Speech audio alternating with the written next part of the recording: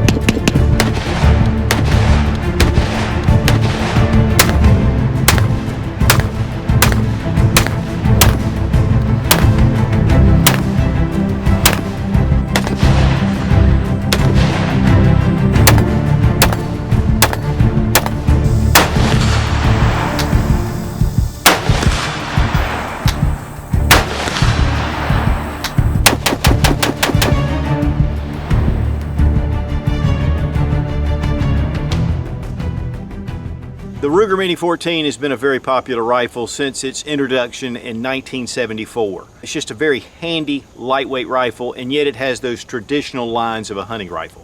It is semi-automatic. The originals were in .223. This one is in .556. Mini-14s have been known for being somewhat inaccurate, but over the past few years, Ruger has really taken a lot of steps, including new tooling and a lot of other specs to make this a much better shooting rifle. The Mini-14 was the very first centerfire semi-automatic rifle that I'd ever purchased. And it was one of the early ones, and again, it was not very accurate. But since the upgrades, I've been dying to get my hands on another one. And this one proved to be a great little shooting rifle. I think one of the big reasons that the Mini-14 has become so popular is that it's really based on your M14 or, you know, the M1 Garand. I mean, it's got the same kind of operating system. A lot of people love the M14, the M1A, and it's honestly one of my favorite .308 rifles. This is a James River Armory M14. These things are incredible. You know, I'll tell you, I love this rifle. And the same way I love this, I love the Mini-14. Does it compare to the AR-15? We're going to talk about some of the advantages and disadvantages. But really, a semi-automatic rifle chambered in .556. You can get 20 round or 30 round mags. There's a lot to be said about the Mini-14. Let's make sure the gun is unloaded. We're going to drop our magazine, check the chamber, and it's empty. The magazines themselves, this is the 20 rounder. It's what came with this rifle. It's a little bit different than your AR-15. It actually rocks and clicks. Very similar to the AK, and it has your magazine release right here at the back. So it just pops it out. That is a little bit of a difference than just going straight up with your AR, but very simple to do, and the more you do it, the easier it gets.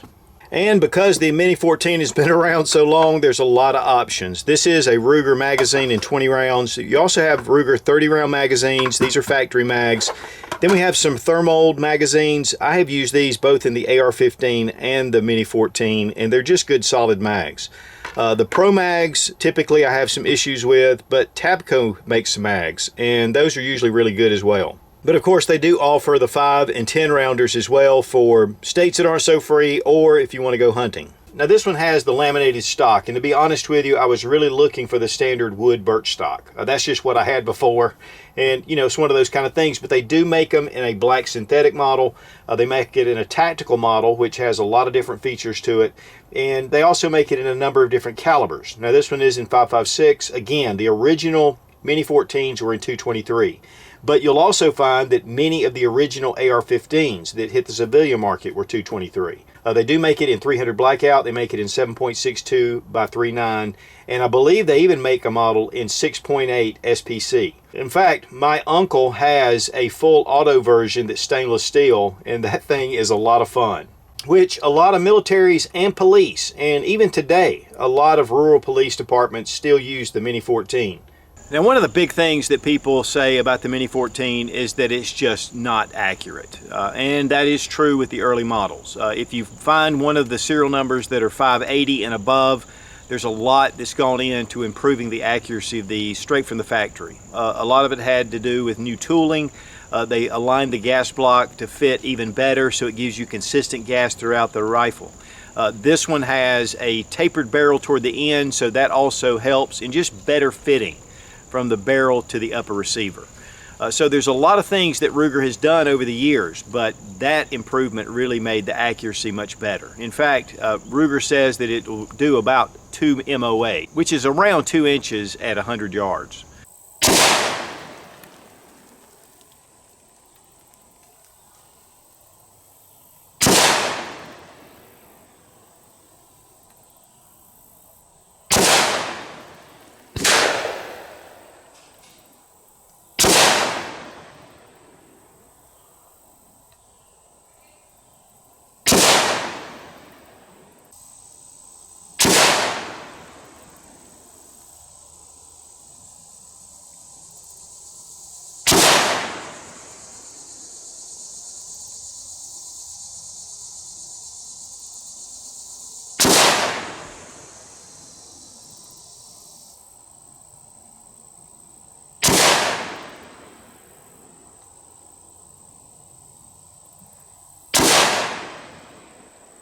Now we have an 18.5 inch cold hammer forged barrel, which is really going to give you good extended barrel life. It is tapered here. A lot of the early models had a very thin front barrel, but then it tapers and gets larger here. The original Mini-14s had a wood handguard piece here, and that's been replaced. One of the reasons, it actually covers part of your op rod, so it keeps things from getting in here, debris and stuff. You do have your op rod here. You can just pull it back, and of course we've got a magazine in it, so it's going to hold open on the last round. But this is your op rod. We're going to break it down to let you take a look at the inside. But this one, being the ranch model, it has scope rings that are integral with the receiver, and you have scope rings that come with it. Unfortunately, they're only 1-inch rings, but there's a lot of scopes out there still at the 1 inch. But you can put a pick rail, and it's already drilled and tapped for that as well, and it does come with the kit. You have a rear aperture sight. It is covered with wings, a lot different than the original, which was a very large sight on the back. The front sight's a blade with wings to protect it. The original Mini-14s actually had an integral sight that was built into the barrel, and that had a lot to do with the accuracy as well. Some models do come with a threaded barrel, and I believe the tactical model does. You have a sling swivel here at the front and also here at the rear, and we do have a rubberized butt pad on the end. Now we mentioned the mag releases here, and then here is your safety, very similar to your Garand or your M14. And you do have that flat bolt look like you do on your M14 or your Garand, and it just rotates out when you pull it back. And then right here is a small little button. When you pull this back, you can engage it, and you have your bolt stop. Pull it back and it releases it. The serial number starts out at 584. Anything over 580, you've got the improvements of the new models. Now let's look at the trigger action, and we have a little bit of take up right here and a nice break. It does have a good trigger. Reset right there, very quick. Let's check our trigger pull weight with our Lyman trigger gauge from Brownells. 4 pounds, 5.3 ounces. 5 pounds, 2.2 ounces. And really, it's around that 5-pound mark. I want to thank Fiocchi for sponsoring the ammo.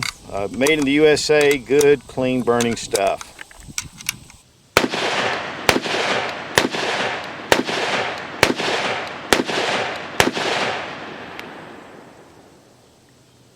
Now, one of the big things about the Mini-14 is how it handles. I love the way it moves. It's very light, compact. It's very streamlined. There's not a lot going on with it, and so it's really easy to just point and shoot. That's one of the things I really love about it. Plus, you have the capacity for the 20 rounders, but also for 30 rounders as well. And then, if you want to go hunting, you have your 5 rounds, or if you're in a state that has magazine restrictions, you can go with a 10 rounder. And so while there's not as many accessories obviously as the AR-15, there is a lot of aftermarket support, a lot of folding stocks and things like that. But the real big thing about the Mini-14 is that it is soft shooting, and that has a lot to do with the gas system. The piston system just makes it really easy to shoot, and it's just a lot of fun at the range. The sights are a peephole sight with a front post, and honestly, it's not a bad sight system. I really like the original sight system a little better, but it's easier to set up to get on target. One of the things about an AR-15, especially with iron sights, is that it can be somewhat complicated, and that's just to help get it really on. Now, is this as accurate as an AR? No, typically this is more or less about the accuracy of an AK-47, but this again does come in 300 blackout and 7.62 by 3.9.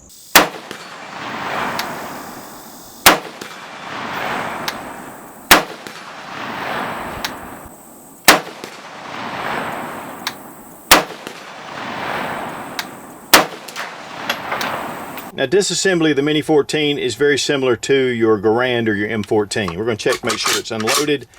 Right here at the back, just pull down on the trigger guard, and then you can pull the whole trigger assembly right out. Next, we're going to take and just lift up and pull out. The front of the stock fits in this little piece right here. Now, here's your piston system. Go ahead and pull your recoil spring forward and release it. And then we're going to just pull our charging handle back, and you kind of just work it to get it to come out. There it goes. Now you have a pin that's right here, and this pin comes out, and then there's a little key right here, and this is what locks into your recoil spring. And then we're going to take our handguard and we're just going to pull it off. Pull it off from the back. There's a little clamp that holds on and it fits into the front of the rifle. Then just take your bolt and you have to kind of find how it kind of comes out. There it goes. I mean, that's a small little bolt. This little plate is your bolt stop cover, and you can take a small punch, pop it, and then you can remove your bolt stop. This makes it actually easier to pull out your bolt. And then this little pin with spring, go ahead and pull it out as well. But here's a little bit better look at the trigger assembly. Very well done. Looks like it's stainless steel, or at least it's been nickel boron coated. And guys, that's all you need to do to field strip. You don't want to touch your gas block because it's been fitted by the factory. It's just important to leave that. Now we're going to start reassembly with putting our bolt in. I like to lift my receiver up because this floating firing pin right here kind of can interfere. So I just lift it up, get it in there, and there it goes. And then you just lock it into place like that. Next, we're going to put our bolt stop assembly back together. Take your pin and spring. Go ahead and line this up. You have a hole right there. It just fits. And then we take our plate and put it back on. Next, take your operating rod and line up this groove with your bolt, and this goes right here in this little key. So we're going to take, just kind of line it up, and then just move it forward. And then right here, mate it with your gas port. Now your recoil spring guide, go ahead and put it in and put your pin through. You want to be careful because this can just fall out. And then we take our recoil spring, we drive it up. Now what we're going to want to do is compress it with the guide rod.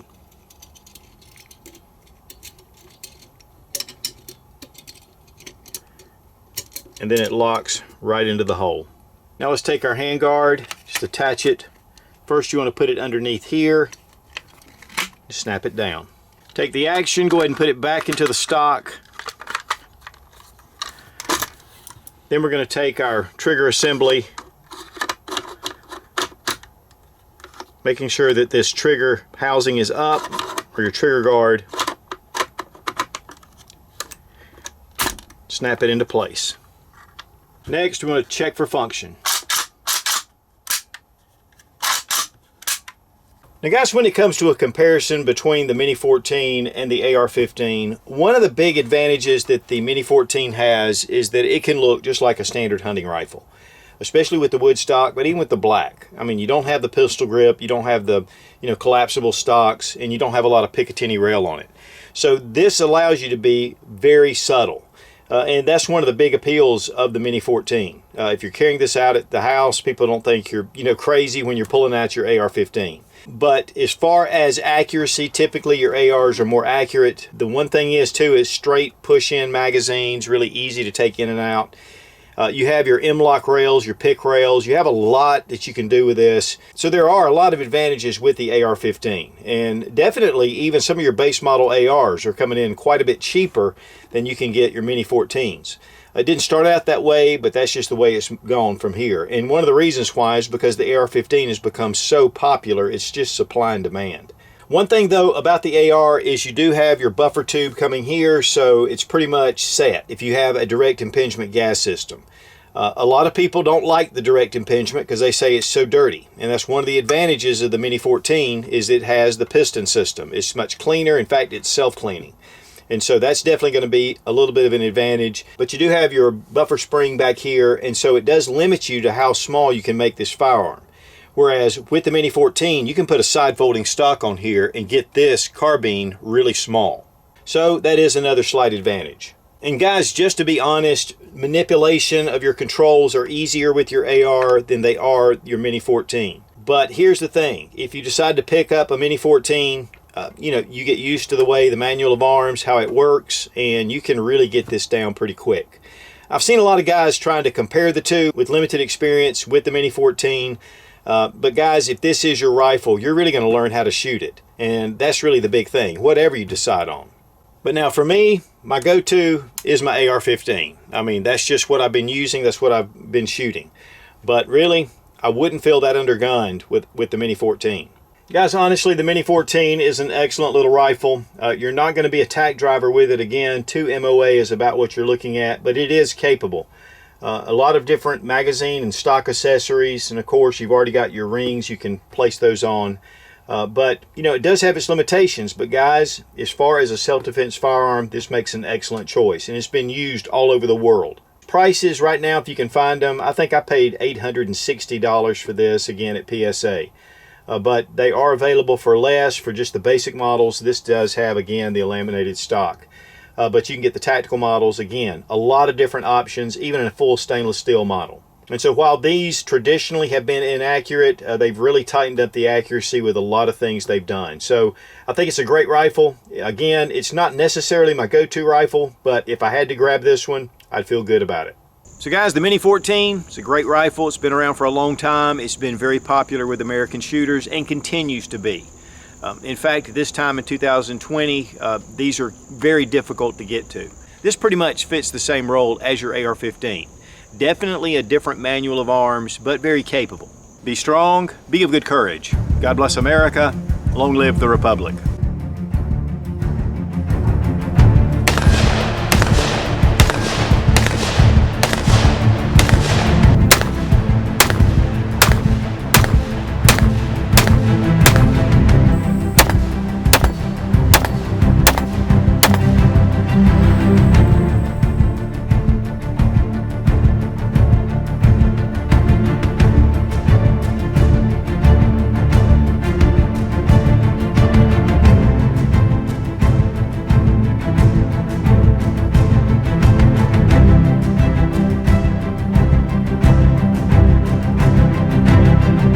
The Ruger Mini-14 has been very popular since the wind. It's coming. The rain. The storm. I mean, if you're have some property and this wind is getting crazy. Now the AR-15 is not as breezy as this is. Wah, wah, wah, wah, wah.